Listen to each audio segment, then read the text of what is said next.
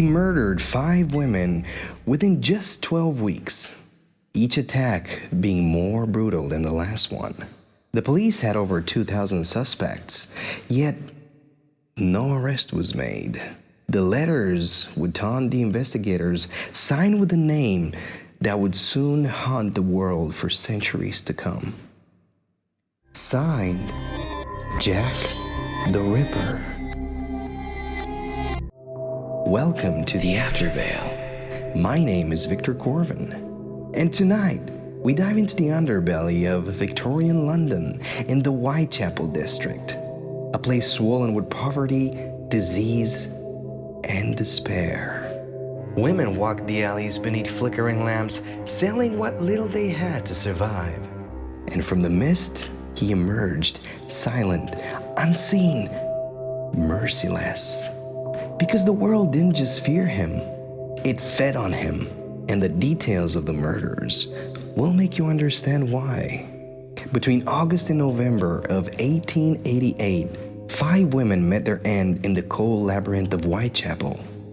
Mary Ann Nichols, Annie Chapman, Elizabeth Stride, Catherine Eddowes, and Mary Jane Kelly. Jack did not chase his victims. He lured them.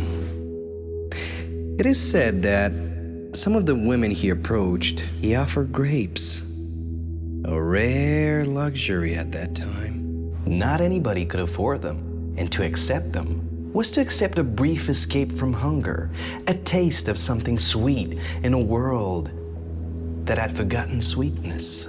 But behind that kindness awaited something unspeakable.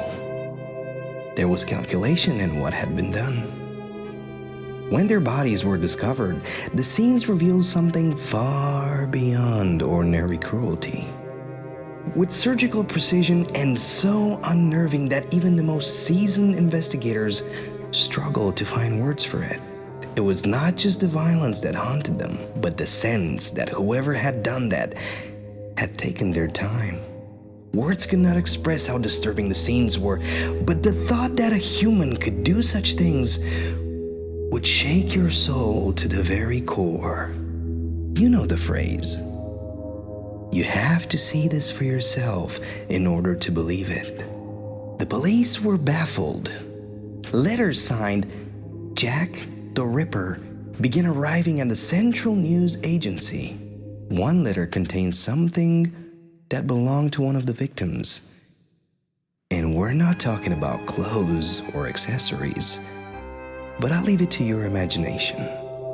Whether genuine or the work of an imitator, no one could tell.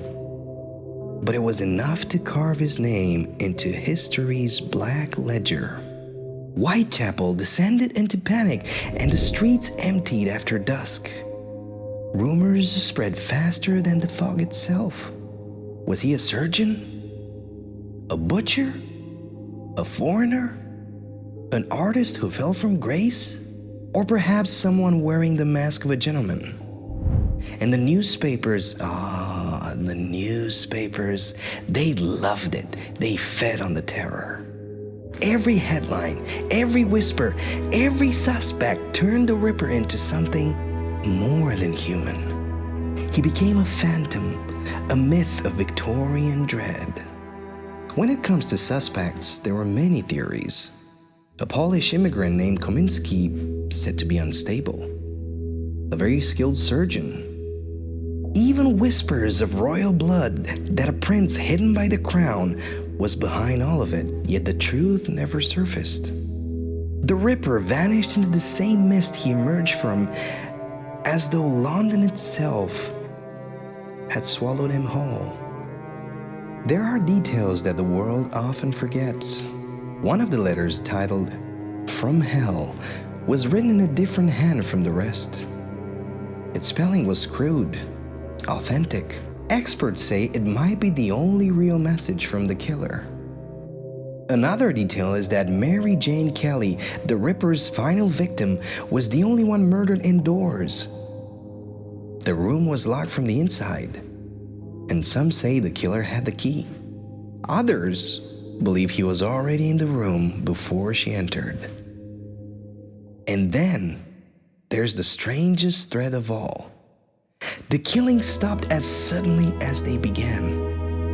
No arrest, no body, no confession. Only silence. He simply ceased. Rumors say he fled England. Others believe he died quietly in an asylum, his name forgotten, his secret buried beneath the weight of madness. And yet, some say the killing stopped because he got exactly what he wanted: attention, immortality. He became the whisper that never fades. Jack the Ripper is remembered as a phantom, a faceless killer.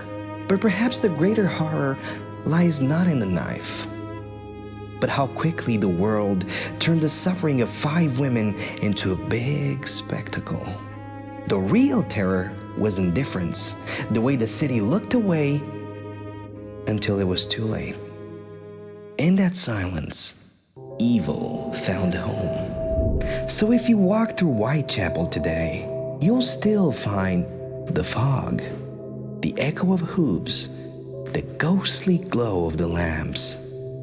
And perhaps if you listen closely, you might hear the faint rustle of a coat, the soft crush of grapes beneath a gloved hand.